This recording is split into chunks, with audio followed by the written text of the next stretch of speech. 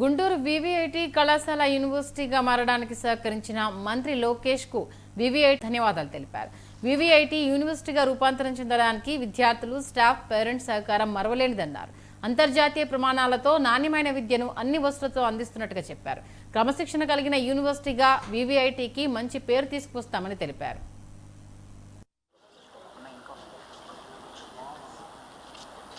University అయింది, దానికి మీ అందరికీ, మన పిల్లలకి, పేరెంట్స్కి, మీ అందరికీ, ఆ పైన ఉన్నవాడికి అందరికీ కృతజ్ఞతలు చెప్పుకుంటా.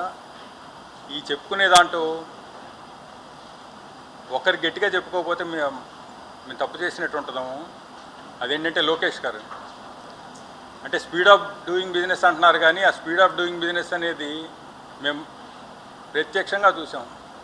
ఒకసారి మేము అప్లికేషన్ పెడదామనేసి ఆయనకి అపాయింట్మెంట్ అడిగితే ఒకసారి పిలిచారు. పిలిచిన తర్వాత ఫస్ట్ అడిగారు ఏంటంటే ఇలా యూనివర్సిటీ అవుదాం అనుకుంటున్నాను, అన్నీ ఉన్నాయి కదా అన్నారు. రూల్ ప్రకారం అన్నీ ఉన్నాయి కదా అంటే అన్నీ ఉన్నాయి అని చెప్పాం. అలా అయితే ఇమీడియట్ చేసేద్దామని అన్నారు.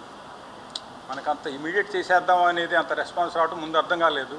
సరే ఇంకా నెక్స్ట్ మాట్లాడటానికి ఇంకా ఏమీ లేక మనం అంతటితో క్లోజ్ చేసి వచ్చాం.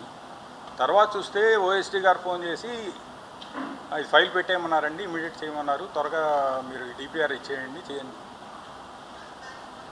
వాళ్ళే ఎంటపడి మొత్తం అయ్యేదాకా ప్రాసెస్ 2 monthsలో అవగొట్టారన్నమాట. సో ఆయన ఒక్కరికి మాత్రం థ్యాంక్స్ చెప్పాలి తప్పకుండా. ఇంక ఇది కాకుండా మేము చెప్పేది ఏంటంటే చివరి మా పిల్లలు, మా టీచర్సు, మా పేరెంట్సు వీళ్ళందరి పుణ్యమే ఇంత దూరం వచ్చాము మేము.